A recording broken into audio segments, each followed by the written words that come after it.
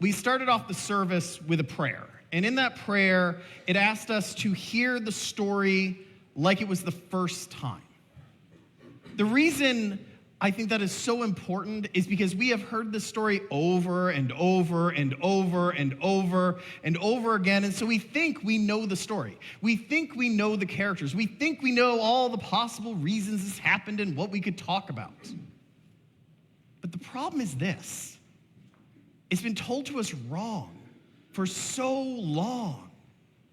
It was been whitewashed and cleaned and cleansed and made nice and easy, and it fits in a nice little box.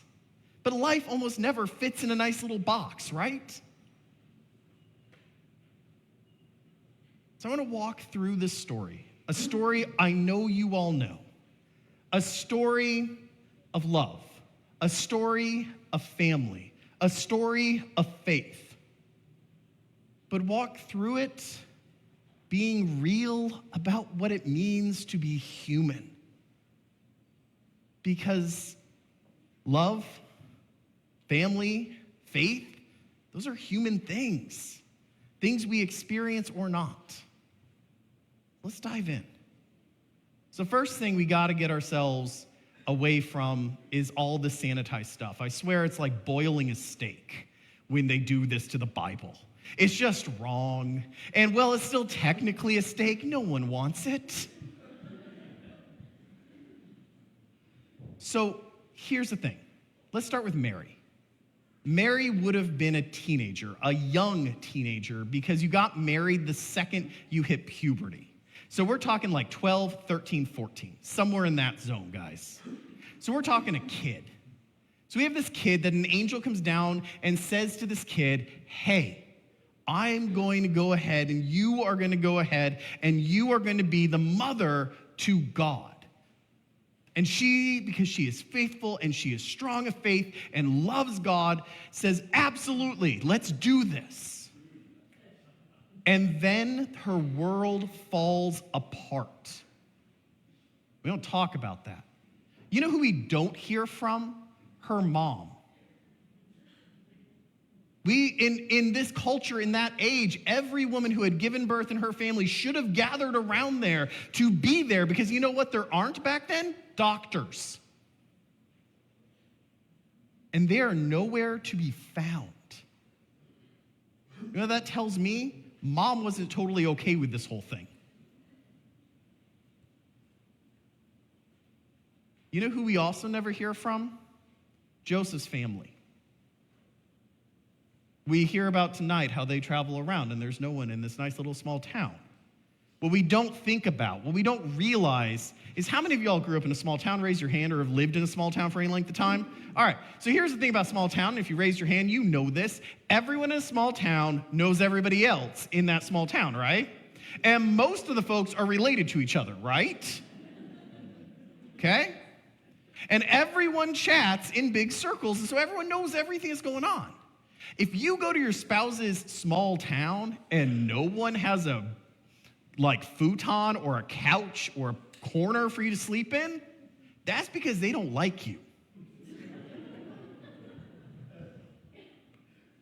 See, I think they ended up in the barn because the innkeeper's there and is like, oh man, you're like about to give birth. I can't turn you away. It's Christmas. You know what? I'll stick you in the barn because then your mom will never learn. Right? This is a pregnant kid whose husband is only there literally from an act of God. Remember, he's going to divorce her until an angel showed up and said, don't do that. No mom, no dad, no mother-in-law, no father-in-law, no one. And that is when she goes to her favorite cousin. She goes to Elizabeth. It says in the Bible she announces herself to Elizabeth. I think she announces herself because she doesn't know what else to do. She's completely alone. She's got to be terrified. Giving birth is scary enough. Doing it without doctors, without parents, without anyone as like a 13-year-old, that's got to be terrifying. being rejected by everyone you thought loved you. And in that moment, she announces to her cousin, and her cousin meets her with open arms, acceptance, and love. She says, "The baby inside me danced when they saw you. Surely you are the mother of God." Elizabeth, by the way, for those of you who don't know, is the mother of John the Baptist. She is met with such great acceptance, such great love, such great caring in that moment by Elizabeth, that she creates probably one of the most beautiful, masterful pieces of art in the Bible, the Magnificat, as a response. It is that moment of love and caring that fuels her on that long and hard journey to Bethlehem, the one we speak about tonight, the one where she is going to go to her husband's hometown to be rejected by everyone but like the dude who controls the bar who has a place out back for him. In Betraying Nebraska, his name was Frank, so we're going to call the guy Frank. Frank is there, and he gives him a place with smelly animals in the back. But God doesn't leave her alone, because I bet her faith was starting to get tested again, even though Mary had legendarily strong faith. I bet you she felt really alone that night. But God wouldn't let her be alone for too long. Because the angel of the Lord, as you all know, came to shepherds and said, "Hey guys, go." And later, a star will appear and the wise men will come.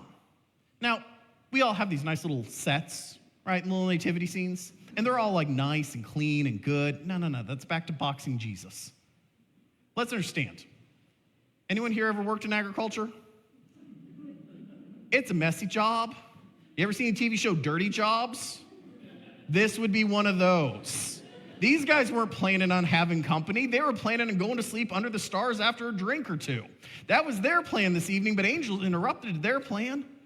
So this group of smelly, poop-covered guys who have been out there all day with the animals, moving them around, come wandering on up. Mary doesn't know them. Joseph doesn't know them. These are just a whole bunch of guys working hard one night, and they show up at your door, and they're like, "Hey, I hear your baby's the Son of God. Some angels told us." They're like, "Great." A little bit later, you have a bunch of wise men. Now, again, we make them out to be these regal kings. They are not. Read what they did in the Bible. These guys are wise the way Sheldon out of, like, Big Bang Theory is wise. Okay? These guys go to the king, and they're like, "Hey, who's the guy who's going to replace you?" And the king's like, "Well, then, when you find him, let him know, because I'd love to worship that guy." And they're like, "Oh, that sounds great." And then they go and find him. King Herod's a horrible ruler. He kills people all day. These guys might be brilliant and smart, but they ain't wise. They lack all common sense.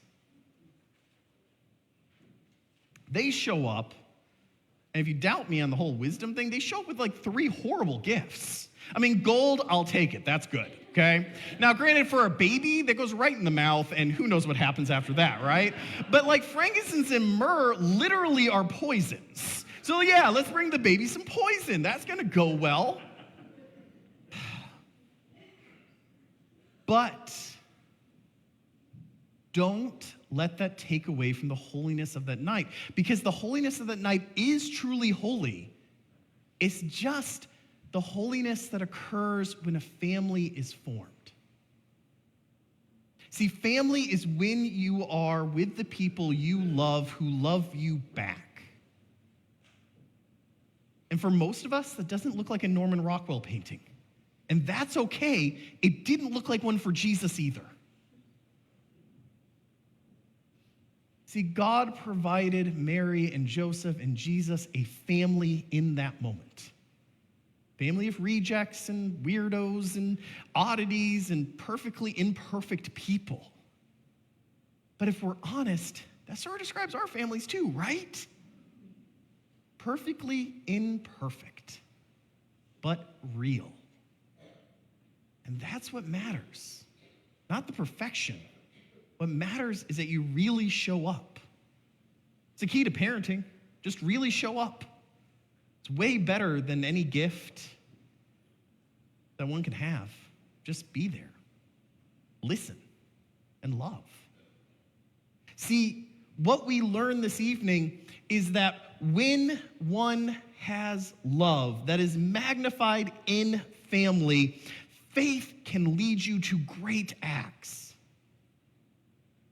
Because you know what?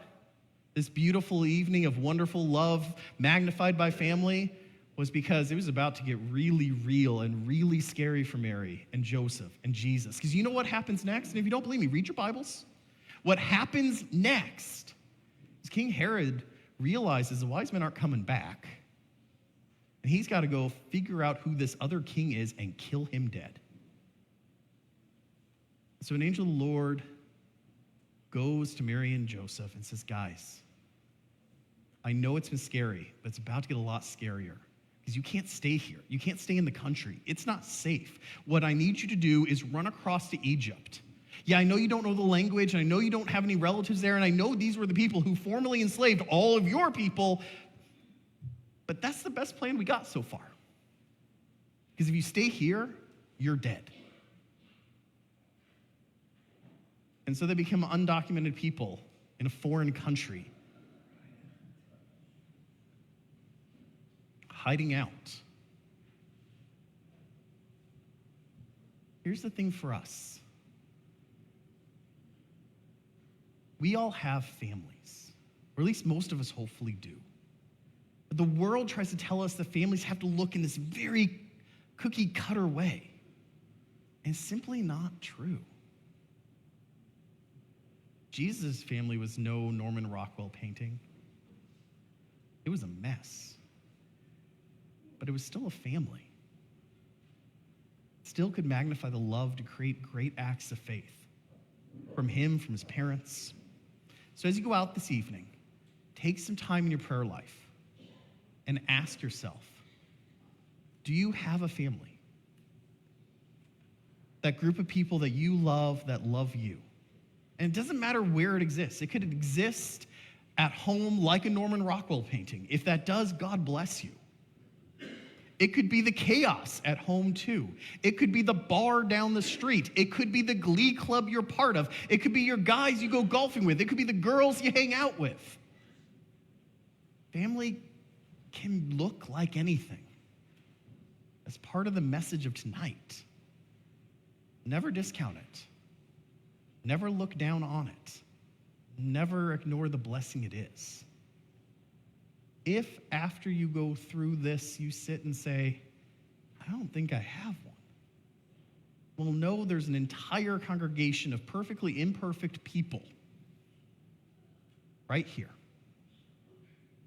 who are actual, real humans with all our faults, good and bad, our eccentricities and weirdnesses, handful of rejects and others like myself, people who sing beautifully like Kim, people who God put the thing at a joyful noise for people like me. But know that we're here, we're real, and we really do love you. Amen.